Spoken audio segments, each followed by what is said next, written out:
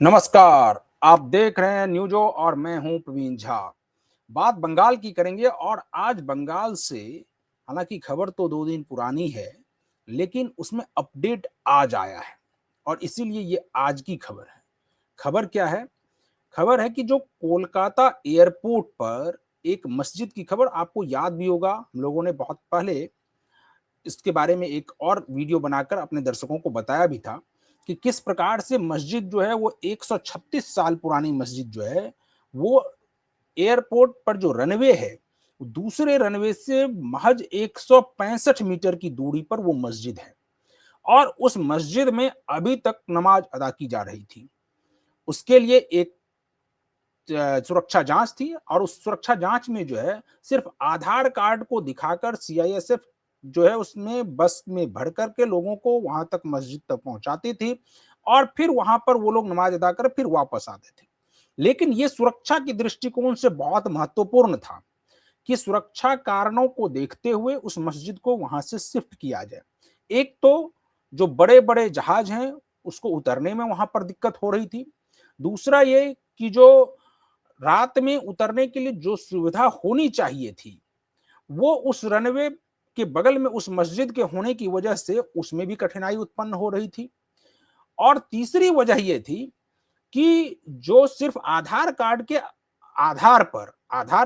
आधार पर जिन लोगों की प्रवेश हो रही थी, तो देश में कई सारे फर्जी आधार कार्ड भी लोग लेकर के घूम रहे हैं और इस लिहाज से अब जब तक उनकी पूरी जांच तहकीकात ना हो जाए तब तक कोई भी एयरपोर्ट के अंदर चला जाए तो ये सुरक्षा के दृष्टिकोण से बहुत महत्वपूर्ण हो जाता है और इसीलिए अब उस मस्जिद को वहां से शिफ्ट करने का एक प्रकार से फैसला ले लिया गया है।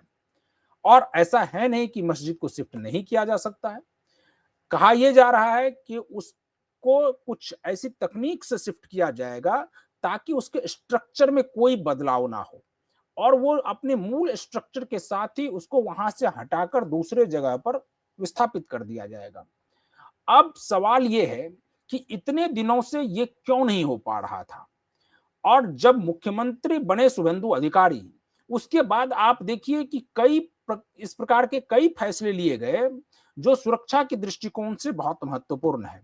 आप फेंसिंग को लेकर देख चुके होंगे कि किस प्रकार से पहले ही जो बॉर्डर की सुरक्षा को लेकर है उसमें जमीन नहीं दी जा रही थी और अब शुभेंदु अधिकारी के आते ही वो जमीन जो है वो सेना को दे दी गई कि आप वहां पर फेंसिंग के कार्य को कर सकते हैं।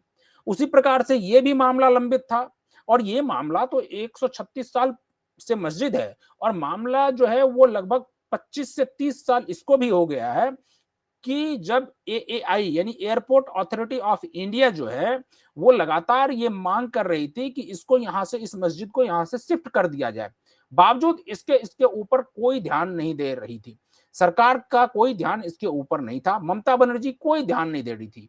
चूंकि ये मामला चूंकि लैंड का है और लैंड राज्य का विषय है इसलिए वहां पर मुख्यमंत्री अगर चाहे तो उसको कर सकते हैं, मुख्यमंत्री अगर ना चाहे तो वो कोई उसको वहां से हटा नहीं सकता है।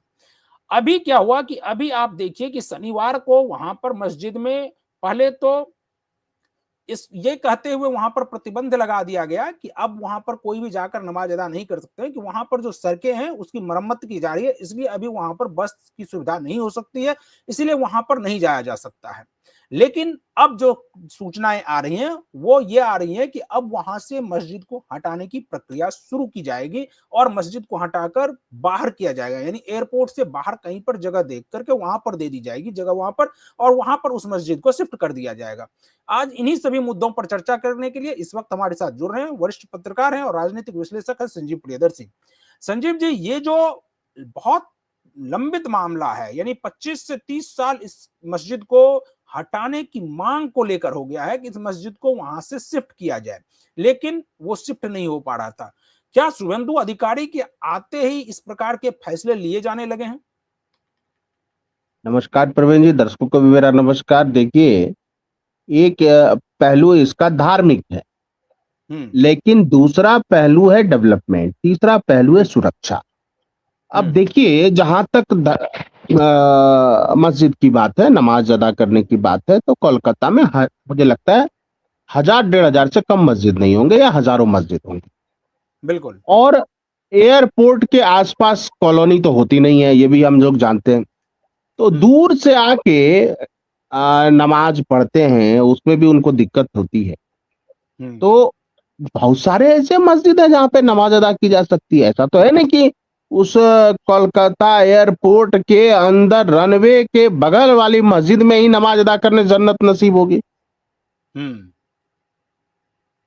तो इसका धार्मिक दृष्टिकोण से कोई ज्यादा महत्व नहीं है, क्योंकि हजारों मस्जिद कोलकाता में हैं और हुँ, किसी भी मुस्लिम को ये नहीं कहा गया कि आप यहां नहीं जा सकते, यहां नमाज नहीं अदा कर, ऐसा तो कुछ नहीं कहा गया। हुँ, डेवलपमेंट प्रोजेक्ट के लिए मंदिरों को भी डिमोलिश किया जाता है, सब देखते हैं हमारे देश में होता है, ऐसा तो है नहीं। और हुँ, ऐसा भी क्या मस्जिद है कि एयरपोर्ट के भीतर ही मस्जिद बना हुआ है, हुँ, रनवे पर बना हुआ है, रनवे के बगल में बना हुआ है, एक दूसरा रनवे बन सकता है वहां पे, या हुँ, बड़े जहाज उसके चलते नहीं आते हैं, जो कॉमर्शियल जहाज हैं या विदेश के जो बड़े जहाज हैं वो नहीं आ पाते हैं। हुँ, तो मुझे लगता है कि दो चीजों को देखना पड़ेगा।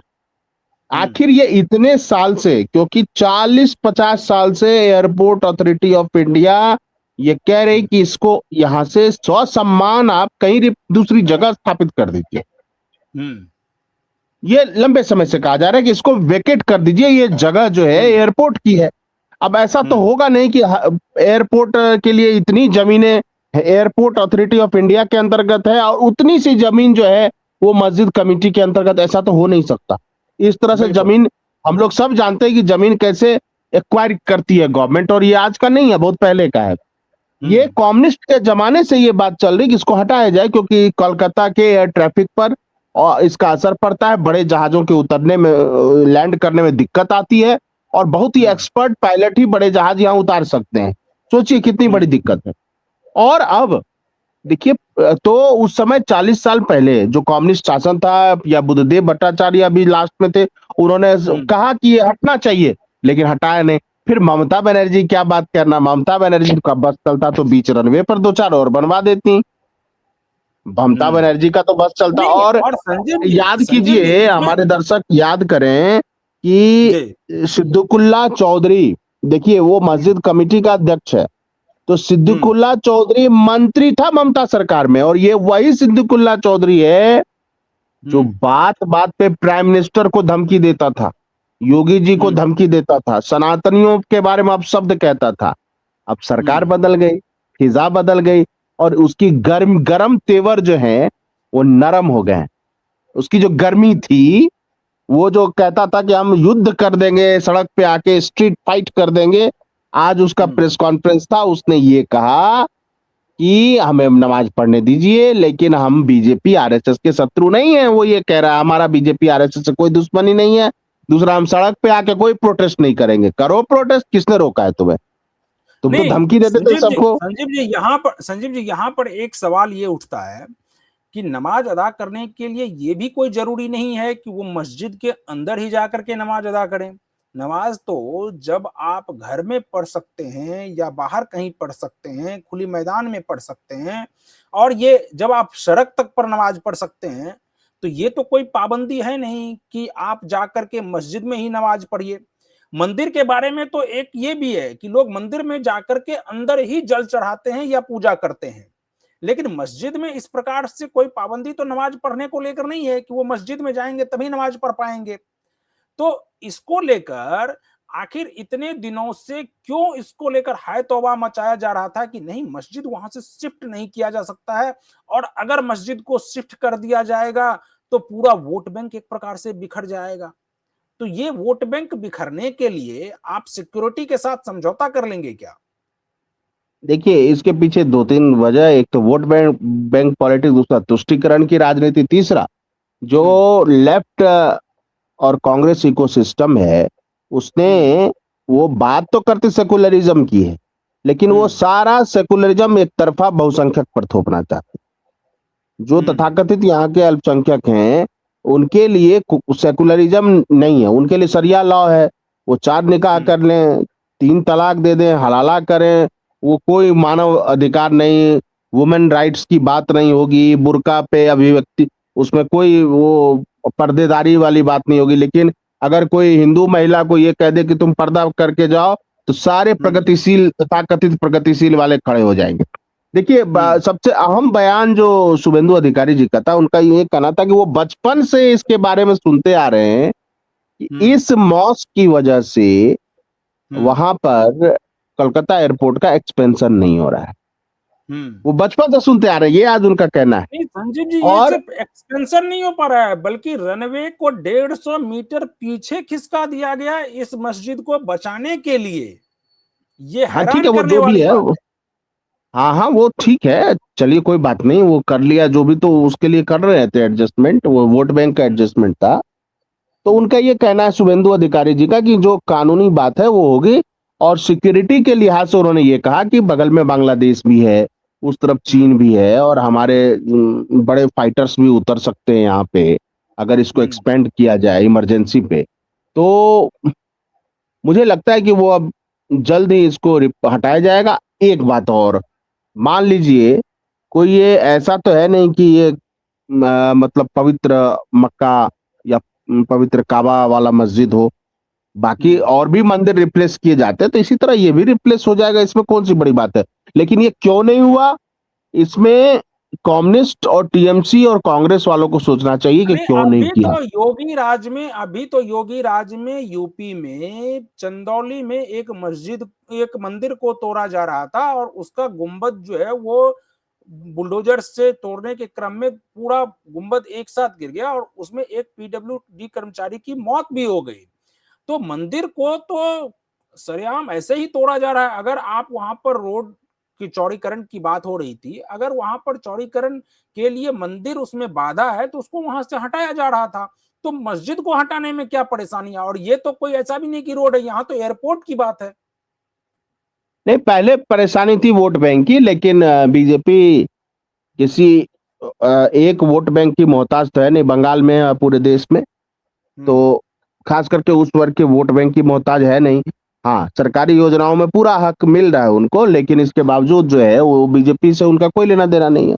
इसलिए शुभेंदु अधिकारी ने तय कर दिया है कि मस्जिद को रिप्लेस किया जाएगा, एयरपोर्ट को एक्सपेंड किया जाएगा। नेशनल सिक्योरिटी का मामला है, क्योंकि बांग्लादेश का जो रवैया है और जो चीन की वहां बढ़ती भूमिका है, उसके लिहाज से कोलकाता एयरपोर्ट एक स्ट्रेटेजिक लोकेशन भी हो गया है भारत के लिए।